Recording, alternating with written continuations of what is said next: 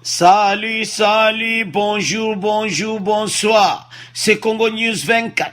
Nous sommes encore aujourd'hui pour vous présenter cette émission sur notre beau pays, la RDC. Comme d'habitude, toujours avant de commencer, nous disons merci à Dieu, nous disons merci à nos chers abonnés et téléspectateurs qui nous suivent partout dans le monde et en RDC. À l'ordre du jour, Kabila et FCC en colère. Pour un rappel, il y a 3 ambassadeurs bandiko. Il y a ONU, il y a Genève, puis Japon. Bango ba sepeli tende fatia joaki décision wana. Alors le kola tozoloba awa, ministre des Affaires étrangères a interpellé, il faut batune ba question, pourquoi bango ba zonga pesa bango ba raison, tout ça bandiko. Alors, ils ont déjà koyinda entre les FCC cache pour la situation, il y a 3 ambassadeurs. Alors, bah, pro Kabili nyonso, na yemoko présent à Sénat, tout le monde, bah, c'est pelité. Alors, toko développer une émission à biso. Toko loba lisou, chers téléspectateurs, Moïse Katumbi a yindisi. Awuti ko sala interview na ye intégral, interview na ye bandiko. Alobeli Martin Fayulu, alobeli la Kabili, aloboko landa interview na ye bandiko. Alobi, yaza na opposition républicaine. Et puis ye, aza contre bateau nyonso, o baza ko respecter la loi na pays na biso, la Kabylie. Donc, à lobby pena mabe alors toko développer on émission peut toko yoka interview na ye, peut toko discuter en chers téléspectateurs. Et puis on va parler encore bandeko. Na ba réaction après suspension, il y a général Luyoyo, il y a police bandeko. Toko discuter en après suspension na ye. Pour y agressé avocat bandiko. Alors toko solango de mission na biso pe toko développer yango. Et puis toko lobali sujet téléspectateurs na mibeko kwa kina conseil des ministres pour na ko ba construction na ba place oyo ba construction anarchique na ville à Kinshasa. Boko mona ba dégâts oyo Kabila et Kimbuta batona nyonso na ministre na ye wa affaires foncières kala batiki ba dégâts total. Ndeto loba awa fleuve Congo cité kitoko ya fleuve Congo eza na kati ya mai. Toko laksa no ba image. Alors eza problème pour na gouvernement parce que kutaki mbongo ebele pour na kotonga fleuve Congo wana. Siko ba peuple oyo basala kapembeni wana banda kunyonso edindi. Eza ya koyinda yango fatia joki ba mesure moko ko sakana ngoti. Alors bandeko toko développer une émission na biso. Alors boyebisa bandeko te émission bandi. Biso nyonso zala connecté pour ma solo lelo penza donc eza bendabika. Alors commençons avec le premier point. Oyo ba mesure kwa kina conseil des ministres pour la constitution anarchique peut toko mona ndeni fleuve Congo cité wana ekomi na kati eza inondé. Alors commençons avec le premier point. Alors chers téléspectateurs, commençons avec le premier point. La cité oya kitoko ya fleuve Congo cité wana eza inondé.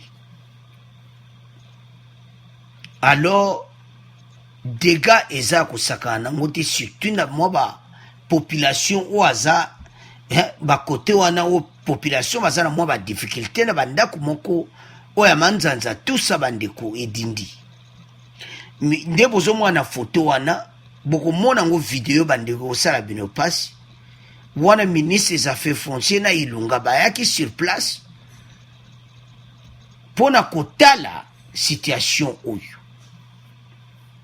na ministre ya habitat pe azaki présent pona kotala ndenge nini construction anarchique esuki na makambo apo eza na baplace mosusu bakokotonga mpe bakokotonga te. Alors la Kabylie na baministre na ye moko gouverneur, ancien gouverneur Kimbute à ville à Kinshasa na yebi te musani bango baza kosala na ba bourgmestre na bango bazoteka ba place ya boye. Ça fait mal. Beaucoup mona toko laksa bino vidéo. Alors ça fait mal avec ndenge nini état oyo fatia yo okuta RDC. Yango fatia juba mesure wana na conseil des ministres et te ba construction anarchique ko sala mal susuti. Donc motif a permis de construction avant à construire place ba tala na no place pour ko éviter ba sinistre. Alors mbule za ko beta makasi. Surtout na mois novembre na décembre ba mbule za pena makasi. Alors komona ke na cité à fleuve Congo et Dindi. Et ça mawa.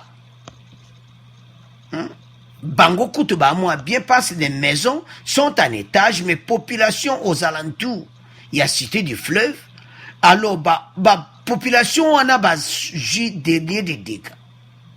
Banda ku Dindi. Boko yoka ministre des affaires foncières pour yaza matata. Yebenaza matata. Alu makamba bweko sala mali susuti. Fautizane. On condamne pas la population, ce sont les anciennes autorités à RDC, la Kabylie et na groupe de ministres. Comment côté ka place ya bouillie, net na cité du fleuve, et ça non m'habite. Mais ce taliban d'ako suba tonga wana donc. Est-ce que va vérifier qui inondation place wana, va vérifier qui tout. Est-ce qu'ils ont pris des mesures pour prévenir l'inondation? Non. Il faut prévenir tout ça. Parce qu'un jour, cité du fleuve et Kozalango, nyonso na kati ya mai. Donc, bateau basoma banda kwana très cher na cité du fleuve, ba ko regretter bambongo na ba. Parce que la planification ezali pena kitoko te. Il faut savoir comment kitoko o eko permettre que même mai tondi et comme place banda kwizati. La Kabylie n'avait pas préparé tout ça. Comment on a dirigé Mboka na désordre? Donc on n'avait rien. Bate ko mawa oyo nini les défis. Mokolo fatia olonga ba défi onyonso bokomo loba lisusu. Il y a kuti pays par terre. Et on se nomme dans les politiciens, musuma loba loba. Ça fait mal. Pas c'est fachi. À ce sala pour l'intérêt. T'as le ministre là. Baza différent de ministre à Kabylie. Ces ministres sont venus travailler. Baeko yiba bambongoti. Ilunga yemo kwa yeko tala. C'est pitié. Isamawa. Komona cité du fleuve et Bandako Dinda. Cette belle cité qu'on avait beaucoup dépensé, Kabylie le batonga qui cité du fleuve, et est-ce que va prévoir qui va biloko nyons? Non. Totonga ka marka onga ka ekendeka. Kuna kimbuta pena ba bourgmestre na bango, ba lebala ba tongi na bango na ministre foncier ya Kabila, ba lebala ba teki bandaku aux alentours de la cité du fleuve, bandaku dîner na mai. Alors sans plus tarder chez téléspectateurs, suivons ces vidéos ensemble et puis on va continuer notre émission. Contraste avec la beauté de cette cité coquette, tant admirée par la population quinoise. Jamais l'on pouvait s'attendre à un tel spectacle malheureux. Préoccupé par cet état de catastrophe dû au cru exceptionnel du fleuve Congo, le Premier ministre Sylvestre Ilunga, accompagné du ministre de l'Urbanisme et Habitat et de son collègue des Affaires foncières, se sont rendus dans ces quartiers huppés, frappés par les inondations, pour constater l'ampleur des dégâts et arrêter aussitôt des stratégies d'urgence afin d'éviter l'engloutissement de la cité du fleuve par ces désastres naturels, conséquences des pluies diluviennes qui s'abattent dans la capitale. gouverneur se prévoit, c'est pour ça qu'il était là. Il s'est rendu compte du degré de la gravité de la situation. Il nous a prodigué beaucoup de conseils. Nous sommes en train de travailler. Je crois qu'avec l'aide de Dieu, nous allons arriver à trouver des solutions qu'il faut pour que cette situation cesse. Parce que cette situation est créée par nous-mêmes, hein, par nous-mêmes. Et avec le changement climatique, si on n'y prend pas garde, nous risquons de perdre des quartiers entiers de la ville de Kinshasa. Pour Pius Mouabilou, il est donc temps de prendre ensemble des mesures thérapeutiques à même de limiter les dégâts éventuels dans ces secteurs importants de la vie sociale, d'où il envisage même la délocalisation de ces quartiers qui serait l'une des solutions immédiates. Nous allons essayer de répertorier les sites fragiles, comme les sites ici, là où vivent les gens, là où ils ne devraient pas vivre, de manière à ce que nous puissions envisager, même d'abord provisoirement, délocaliser les personnes qui sont là. C'est ça d'abord les urgences. Mais il y a un appel est lancé aussi à notre population pour qu'elle puisse faire attention. Vous-même, parce que construire dans des endroits comme ça, c'est vous tirer les balles dans les jambes. Il faut dire à la population de ne plus venir habiter dans des conditions comme ça. Le chef du gouvernement et ses ministres sectoriels ont lancé une alerte générale à la population congolaise en ce qui concerne le respect strict des normes urbanistiques et architecturales avant de bâtir où que ce soit. Alors, chers téléspectateurs, vous avez suivi les images. Ça fait mal pour voir un pays comme la RDC, dirigé par Kabylie et ses ministres, n'avait même pas planifié. Ils n'avaient aucun plan pour construire la belle cité du fleuve. La cité du fleuve dans l'eau, l'inondation totale. Quel pays? C'est de la honte. C'est de la honte pour voir la belle cité du fleuve dans l'eau. Et le Premier ministre lui-même était venu avec les ministres des Affaires foncières et les ministres des Habitats et toutes les autorités présentes. Ça a fait du mal. C'est notre pays. Ça m'a beaucoup touché. Vous avez suivi les images. Ça fait mal. Ça fait mal. Et les peuples à côté, les pauvres là, dans l'eau. En tant que Congolais, ça fait du mal. Alors, bandeko, eza mawa. Komona ba circonstance ndenge wana esalama na mboka na biso la RDC. Avec les ministres de Kabylie, Bazusika Bambongo, Babrumese, la coopération à Kimbuta, et tous ces gens, Badjubala, ministre des Affaires foncières, Basel, documents, pour construire des maisons dans de telles cités, il faut planifier. Qu'est-ce qui peut arriver? Voilà, une belle cité. Ils avaient beaucoup dépensé, l'argent de l'État aussi, pour bâtir cette belle cité. Et maintenant dans l'eau. Et ça mawa comme on était bambongo et bimiwana. Surtout tali sikopona ba peuple wana à côté au moni wana. Les pauvres. Ministre Affaires foncières autolobake, il faut pas le placement urgent. Batouane, il faut pas longo wana ba dégager bango, tout le monde va longo la bango. Nana ko ja charge na ba l'État. Avec Fatima, on doit charger la bango. Alors, ce sont des défis. Où est-ce devant Fatima? Donc, il faut reconnaître Yango un jour. Tout le monde va côté à l'agneau, c'est comme Kinshasa. Babylone, quand les autres mal sur, t'es bon féliciter Fatima. Pays n'a besoin de 5 ans. Bah, tu vas comprendre. Vision Félix Tshisekedi. Parce que Koutiba défi, Yango wana te tchelibino. Yango wana. Vous avez suivi les images. Ça fait mal en tant que Congolais. Et surtout ces pauvres, les peuples à côté de la cité du fleuve. Leurs maisons dans l'eau, Ils ne savent pas où partir, ils n'ont même pas de sous, et maintenant l'État va les prendre en charge.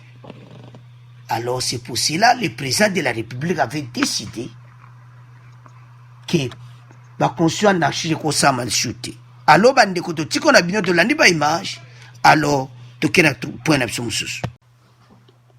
Alors, chers téléspectateurs, comme on a point d'absence, oyo, bisnenyo sotoyebi lisolo oyo, il y a suspension, il y a général Ferdinand Ilunga Luyo. Et là, on y a une émission oyo. Et ça pour que peuple congolais qui n'a l'air à fachi état de droit et ça sala. La police nationale congolaise a décidé de suspendre de ses fonctions le général Ferdinand Ilunga Luyoyo, commandant de l'unité de protection des institutions de haute personnalité du pays, pour avoir agressé et blessé un avocat, comme vous voyez dans cette photo, la semaine dernière à Lubumbashi au Kata. Dans une vidéo qui avait circulé sur la toile, l'avocat victime de Chingombe, qui portait des blessures sur la face, indiquait avoir été tabassé par l'officier de la police, alors qu'il tenait de le persuader de cesser d'agresser son proche avec qui il se trouvait à l'hôtel Caravia. Yazaï Kopekissaï avocat Oyo, Mbalamoko, Ferdinand Luyoyo a attaqué. Et ça mawa, alors, mouton paye au keshu ko salambeba aza avocat. Mais ça a problème sérieux. Pour le moment, batiki ba dossier d'auditoriat militaire de Lubumbashi contre le général Iyo, l'accusant d'agression contre son membre. Alors, Baro de Lubumbashi batiki yango kuna balobi membre na bango aza attaqué na général Yoyo, alors batiki dossier d'auditoriat militaire. Alors, chers téléspectateurs, biso soyebi solo on. Et là on est un toloba awa. Pour na kolakisa peuple que état de droit ezakusa. Au moni ba général Yoyo oyo, lokola batisala kina la Kabili. Bazati leona makila la Kabili bazo tambola nango. Babosa na bango ete bazana lera fachi. Dondenga zawana na donde bazo tambola so likambo salami donc mbala moko bajongeli mouvement la Kabili. Tuta na yo, beta na yo, congolais, sala na onyonso la Kabila ko protéger. Oeze sous lera la Kabilité. Situation na yeko ezo comme grave chez téléspectateurs. Ezo comme mobulu situation ya Ferdinand Liyo. Parce bazo landela ye. Tala avocat ne ba pota, tala makila ndezo bimaye. Agression au côté prison. Agression au kozala arrêté. Makambu oye police mutasala police asana okanga. Mais yemoko police pe chef le soit qui ko sala makambabo. Alors la police nationale congolaise a dit que non, na lero yona me mangambe pas fachi. Allez, suspension zui. État de droit. Donc na lera Félix Makambu ndenge zo tambola bino ba congolais bozo mona te. Sikoyo baya ko défendre eti. Baya ko défendre ye. Ministre de l'Intérieur a koki jamais ko accepter makambu oyo.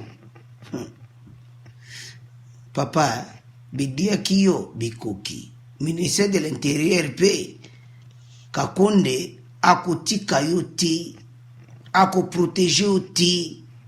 Ndengo zawana dossier zan auditorat militaire. Les barons de Lubumbashi avaient même déposé une plainte à l'auditorat militaire. Makambouana bandeko, bironyo soye masolo wana. Mais pourquoi tu as une émission oyo? Et ça poto l'aksaba congolais que l'état de droit de Fachi ça marche. Nabo bazo critiquer yango, boyeba que état de droit pene za ko sala. Yonde koza na coin ya RDC. oza kune pas wa place ozali tozwi un vrai président oyo soki likambo esalami droit il faut esala mosala nango. Vous avez suivi l'interview à Jean-Marc Châtenay totiela bino na émission oyeleki. Alors bino tu bolandaki alobaki ke état de droit na RDC fo evanda. Union européenne bazo supporter état de droit wana baza sima faci à 100% parce état de droit pene sala. Bato tu basala bambeba na RDC bakozala juge. Alors, situation générale yoyoza sérieux parce que état de droit déjà en marche, donc il y a l'axi à Kansa qui coûte, je m'excuse, il y a Kansa qui a na l'air la Kabylie. Mais à Bossan qui est dans l'air à Fachi. Alors, Bandeko, à vous de commenter na point oyo parce que eza mawa. Alors, kalate to yoka ina auditorat militaire. À vous de commenter, de communiquer na point d'absolution. Alors, l'interview de Moïse Katumbi. Chers téléspectateurs, l'interview de Moïse Katumbi eza somo. Eza somo bandeko parce que a lobby penza. Boko landango toko tiela mino l'interview intégrale de Katumbi après avoir installé son parti Ensemble pour la République. Alobeli Kabila, alobeli Fayulu, bino boko landa yango abwaki pena ba bombe na interview wana. Ensemble pour la République est le nom du nouveau parti politique de Moïse Katumbi. Les statuts de cette nouvelle formation politique ont été adoptés hier à l'issue de 2 journées de travaux tenus à Lubumbashi en présence des autres membres venus de plusieurs provinces du pays. Boyebe tan parti na ye salamaki lobi to lobaki en émission passée, mais le lot à mon qui était tant parti ne salami, il fallait appeler sa interview. Alors to kolande interview ana bandeko. Mais à l'objet point capital. Premier point capital sur la Kabylie. Ce qui a tué ces pays parce qu'on ne respectait pas la loi. Avec la Kabylie, batika ko respecter la loi. Alors Katumbi a raison. Bandeko, Abi c'est ça. Abi c'est ça oyo et détruire Mboka na biso. Parce qu'on ne respectait pas la loi. Na l'era Kabila, badjoka ba décision ndenge wana. Donc ils étaient au-dessus de la loi, la Kabylie. Alors que pays kozala bongoti, 6 partis politiques ont pris l'engagement de se fondre dans Ensemble pour la République qui sera piloté par Moïse Katumbi et dont le secrétaire général est confié à Pierre Lumbi, président du regroupement politique G7. Pierre Lumbi y est secrétaire général. Alors bandeko, Moïse Katumbi a lobeli la Kabylie. Bokolanda. Babi et l'autre bomimbo cannabis parce que on respectait pas la loi. Ba décision zo ka présent ju ba kangi ba to ba tibona ba kasho ba do ba solo bomba lingi. Alors que koza la bongote. Alobeli su Fayulu bandeko bokolanda. Toujours yana pona Fayulu. Pour Moïse Katumbi, la création de ces partis est l'aboutissement des consultations que chaque leader politique a initié avec sa base pour obtenir l'adhésion de cette nouvelle donne. Christian Mwando, Christophe Lutundula, Salomon Idi Kalonda, Olivier Kamitatu, José Indundo et Pierre Lumbi sont comptés parmi ceux qui ont adhéré à l'avènement de ces nouveaux partis politiques. Moïse Katumbi assure que la plateforme Ensemble pour le changement demeure et réclame toujours de la coalition de Lamuka. Alobi ke Bokolanda ebino moko que Ensemble pour le changement zanango et puis plateforme Lamuka zanango. Si quoi que na Lamuka kuna Lamuka alobi na bango. J'avais dit à Fayoulou que nous ne sommes pas des ennemis du nouveau gouvernement en place. Tous ça ennemis à Félixité, d'une manière ou d'une autre. Mais nous sommes là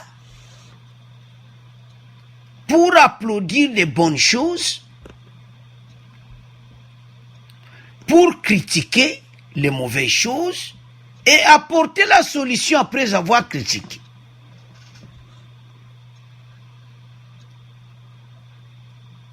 Et puis tout ça pour la nationalité, pour belé balobeli Katumbi mabe, balobé za Congolais te, à cause de la présence en Mboko te, bande ko tout message na mieux yokan, mais tout ça na point. Donc Katumbi a eu qui message na bino, tout ça na point.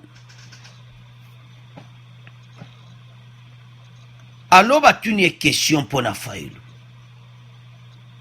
Que Bamoussou baza na vérité des jeunes et opposition républicaine. Il y a lobby pour lui. Il y a un azaki coordonnateur à la Mouka a epsa ki bango boy. Mate Fayulu, Bemba, Bangwana Nyosaloba na bango. Que quand il y a de bonnes choses et pas Félix, il faut te applaudir. Est-ce que Mate Fayulu, Andi Makala bien Félix, attends mon côté. Mauvaise chose, il faut critiquer. Martin, il faut la critiquer. Et puis, il faut critiquer. Il faut appeler ma bé. Au moment où tu as un kanda dans mon thème. Et puis, apporter la solution. Est-ce que Martin Faïlo a Salakian? Non.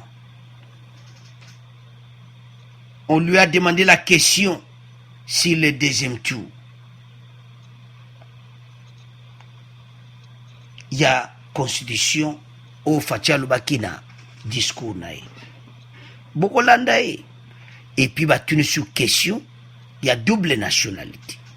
Alors, suivons Moïse Katumbi pour te continuer mission pour belé ba le mabé à étranger yé pas l'obéli bino.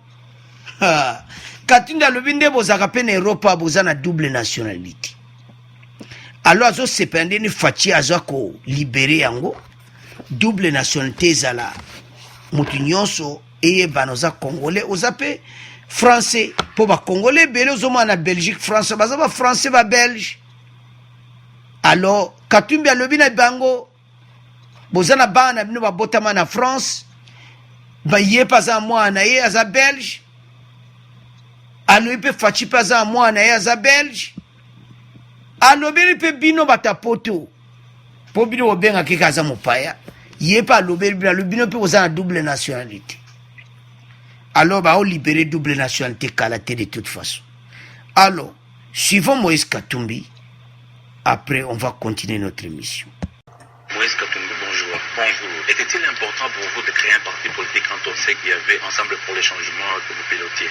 Ensemble pour le changement, c'était pas un parti politique, c'était une plateforme politique comme la coalition CAJ et FCC, comme la Mouka aussi. Donc c'était très important pour nous et c'était surtout demandé par la population. Quels deviendront les partis politiques qui vont s'immuer Ensemble pour la République et qui vont abandonner leur label? On va avoir des alliés, il y a aussi des partenaires qui vont nous suivre, il y a des gens qui vont adhérer au nouveau parti Ensemble pour la République. Donc nous sommes ouverts, tout en respectant la loi de notre pays. Pour avoir une bonne république, il faudrait respecter nos lois. Ce qui a tué ce pays, c'est parce qu'on ne respecte pas nos lois. Avec tous ces grands partis qui sont autour de vous, qu'est-ce qu'alors vous recherchez au sein de la Mouka? La Mouka, c'est une plateforme politique aujourd'hui. On avait créé la Mouka pour une plateforme électorale. À l'époque, c'était à Genève. Je n'avais pas de parti politique et la population avait continué continuer à demander que je crée un grand parti politique. Et je sais ce que je vais faire de ces grands partis politiques. Parce que c'est un parti qui va défendre les intérêts de la population. C'est leur propre parti. Ils veulent voir le vrai changement dans notre pays. Mais avec des démarches différentes. Il y en a qui sont pour la vérité des urnes, il y en a qui sont pour l'opposition républicaine, et vous êtes pour l'opposition républicaine et exigeante. Moi, je suis pour l'opposition républicaine et exigeante, et je continuerai à défendre ma position, c'est ça la démocratie, parce que nous avons nos députés qui représentent l'ensemble pour le changement au niveau de l'Assemblée nationale. Notre opposition, c'est une opposition exigeante pour défendre l'intérêt de la population, que cherche la population congolaise. Que les sociales soient améliorées, que les infrastructures soient améliorées, surtout l'insécurité qui se passe à l'est du Congo. C'est pourquoi je continue à demander au gouvernement, les tueries doivent cesser. C'est très important. S'ils font de bonnes choses, je vais applaudir. Moi, je ne suis pas un malhonnête. S'ils font de mauvaises choses, je vais donner des conseils et critiquer et proposer aussi parfois des solutions. Vous avez dit que vous vous battrez pour qu'on ne puisse pas changer la Constitution. Et dans le discours du chef de l'État à la nation, il a dit qu'il ne toucherait pas aux dispositions intangibles de la Constitution. Quelle est votre lecture par rapport à cela? Le président de la République, ce qu'il a dit était très correct parce qu'à l'époque, il y avait le premier tour et le deuxième tour. S'il n'y a pas un gagnant au premier tour, on allait au deuxième tour, surtout pour avoir la vraie légitimité.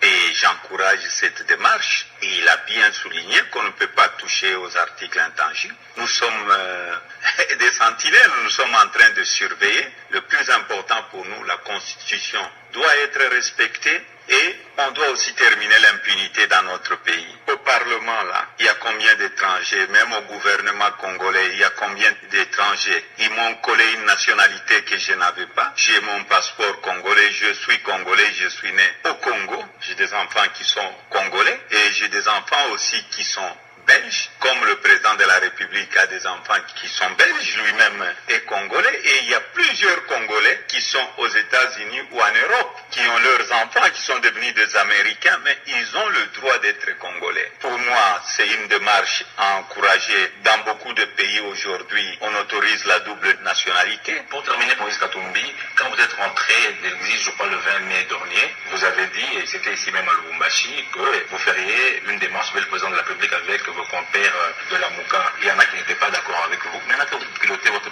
parti politique, est-ce que cette idée est encore de mise? Si oui, elle se ferait de quelle manière? Vous savez, je suis dans la Mouka. Quand j'étais le coordonnateur à cette époque-là, j'avais dit, nous, en tant que la Mouka, nous ne sommes pas des ennemis avec le pouvoir en place. Nous sommes des adversaires politiques. S'il y a une démarche que l'opposition rencontre le président de la République, nous devons nous mettre d'accord au sein de la Mouka. Et le jour que nous allons voir le président de la République, nous allons voir le président de la République pendant la journée et non pas pendant la nuit. Et il doit y avoir un consensus au sein de la Mouka. Parce que même le parti que je venais de créer, il est dans la Mouka. Mais pour le moment, nous faisons notre travail en tant qu'opposants. Nous sommes en train de défendre la population congolaise. Nous souhaitons bonne chance au gouvernement congolais. Ce que nous cherchons, c'est que la population puisse sortir de cette misère dans notre pays. Moïse Katumbi, je vous remercie.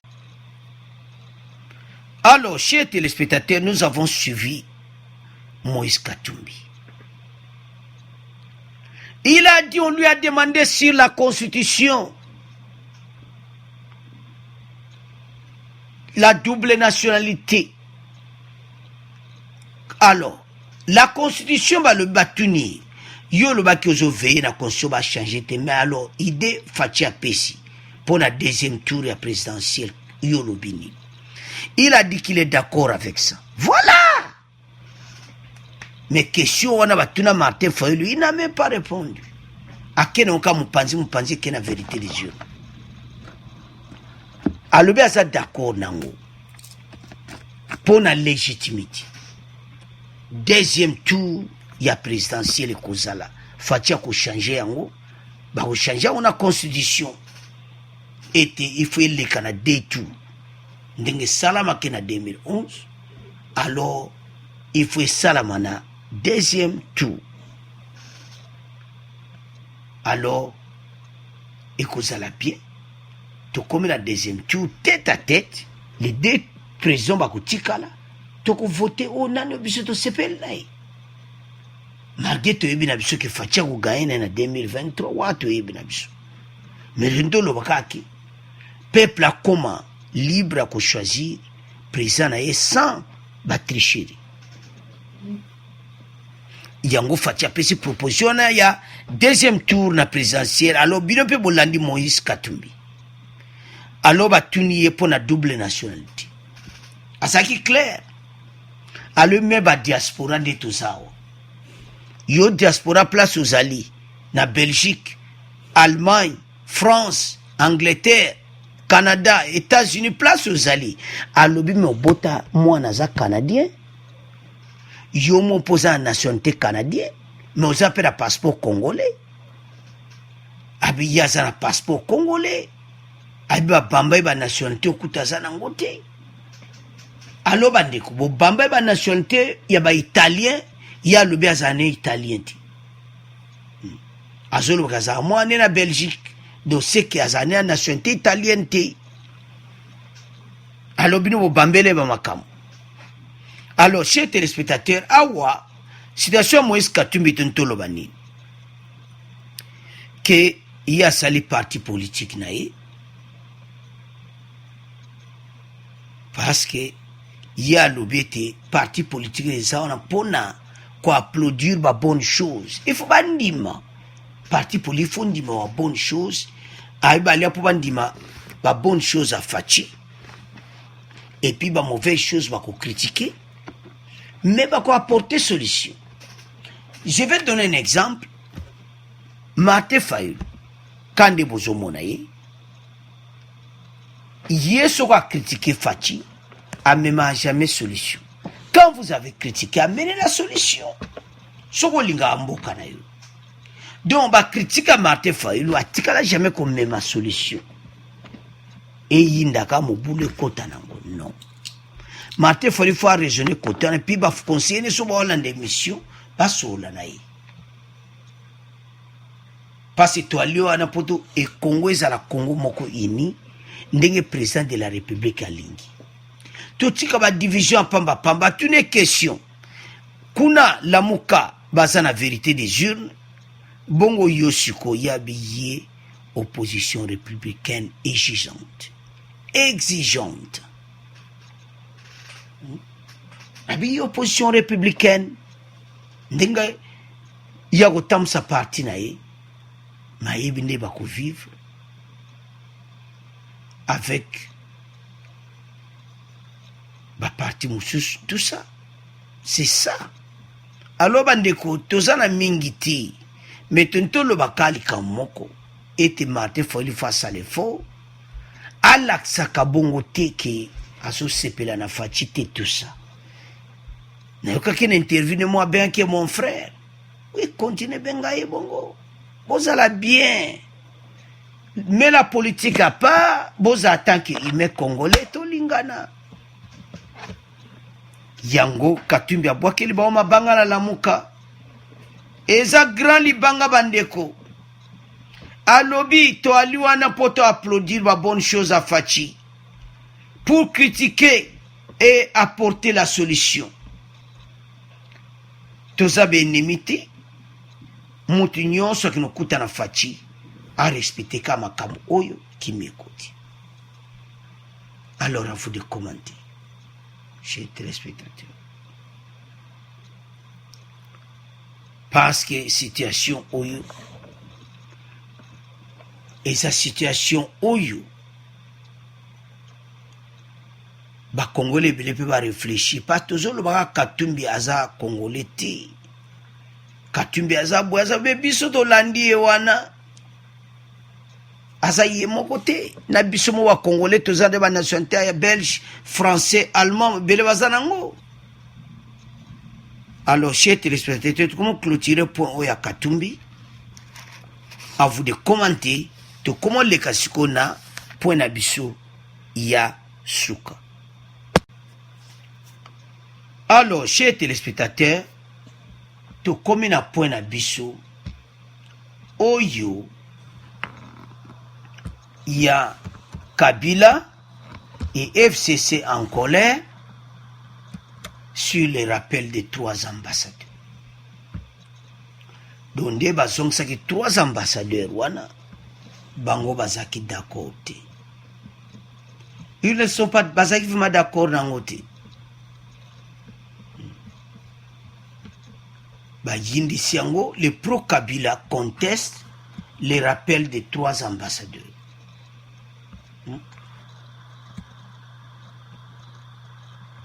La décision de Madame la ministre des Affaires étrangères n'a pas été délibérée en Conseil des ministres. En conséquence, elle a agi en usurpant les compétences qui lui sont pas reconnues, a dénoncé la sénatrice Francine Muyumba, présidente de la Commission des relations extérieures du Sénat. Donc, kuna na Sénat nde bozo mona tambouana bango nyonso baza contre. Pourquoi Fatia une décision ndeko? Kasi boyebisa Kabila zong sabangote. Boyebisa zong sabango ministre, je m'excuse, ambassadeur boyebisa. Pour boyebo comprendre maintenant, oui, Fatia est le président de la République. Quand il décide. Parce que si on a Kinshasa.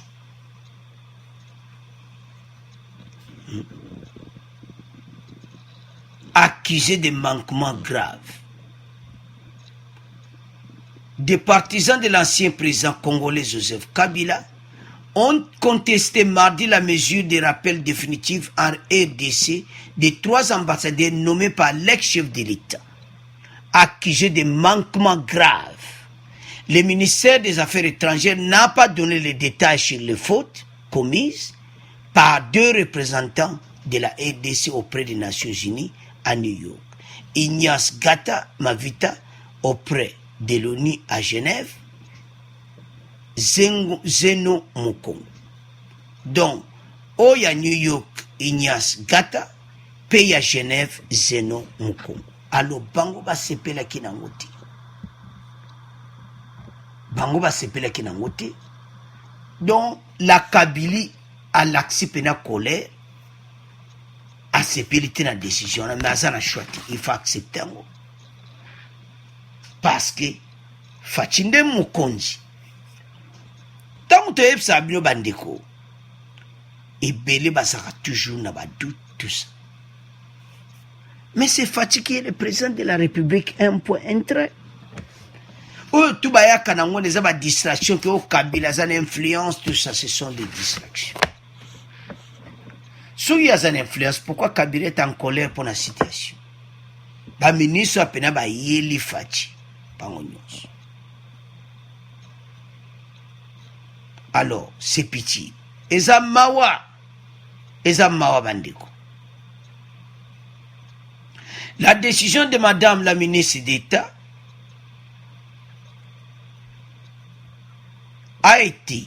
n'a pas été délibérée en Conseil des ministres. Elle a agi en usurpant les compétences qui lui sont pas reconnues, a dénoncé la sénatrice Francine Muyumba. Donc, batoyo balobi ke yé ba décision ensuite a tiré pour justifier yangoti. Les 2 ambassadeurs ont été sanctionnés parce qu'ils avaient soutenu la position de la Chine sur la région autonome de Jiang à la 41e session du Conseil des droits de l'homme et à la 3e session de l'Assemblée générale de l'ONU. En Zomona, il y a un total de comprendre pourquoi va suspendre Kibango. Chine a salama kambozo respecter droit de l'homme. Mais bino pena RDC va voter pour les bêtises. Les Américains c'est ba sepela ke dans côté on peut faire une décision. Quant à l'ambassadeur de la RDC au Japon, Ramazani Bin Kitima, accusé d'avoir spolié l'immeuble de la représentation diplomatique congolaise à Tokyo, il a indiqué qu'il s'agit d'une déformation calomnieuse des faits pour dissimuler le véritable responsable de ces pillages patrimoniaux en bande organisée. La teka yango ambassade na biso na Tokyo. Nana teka yango. Eza mawa. siko faci ayoyoka biloko wana tu ke immeuble na biso na Tokyo bateka yango nanango ateka yango ale yaka ozwi fimbo na yo longwa. Chers téléspectateurs, bango bazozala na kanda faci me bazoyeba te ke faci azobongisa RDC, azolakisa peuple ke motu nyonso osali mbeba ozwi punition na yo, ezokipe te oza nani. Motu nyonso premier ministre Ilunga nde bazotravaille na yebi na ye ke awa soko meki oza na fimbo. Alo bandeko, eloni tonto atire attention ya biso nyonso na point oyo ya ba 3 ambassadeurs. Eza pona kolakisa 1 l'autorité du chef de l'État, qu'il est le seul commandant suprême, Yemutaza président de la République. Donc sans influence extérieure na ba décision na ye. Yango yo mutoza soki muta Kabila. Olingo sala mbeba bako kanga yo atoza muta Kabila. Fatia zopona te muto balongoli waza proche a Kabili. Kabila en colère.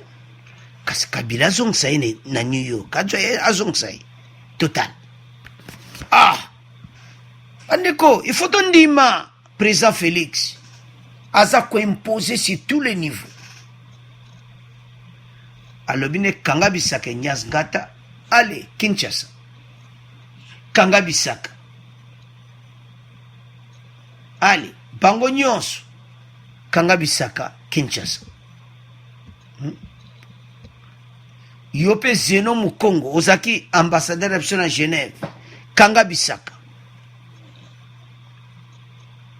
Alors, Bandeko, tango adjuba décision en est belé côté à FCC, ndambo basepelaki te. Bwana to bengaka hypocrisie.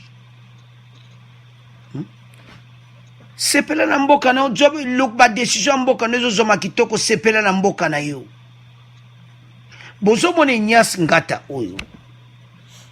Ya kuma komona EDC do yenda za ambassadeur ONU ya katia kozala kuna libela. Yango bazosala babisala sala. Opo Kabila za ako intervenir. Kabila ako intervenir odwi mbata ya fachetika batras. Bozo ba décision oyo ezala niveau na binoté sans que tout le ministère des Affaires étrangères et fachi.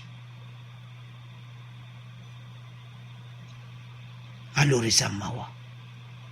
Bandeko na point oyo tozo senga na binombo comprendre. Et pas wapito wuti ne pas wapito zokende. Ce qui bozo comprendre te que fachi azwa ba décision muta ko changer ngo azate. Peuple congolais lamuka. Tala ba kaboi. Inyas Ngata wana bozo mona za mutu osakana nte mutu pena bradwa ya fachi.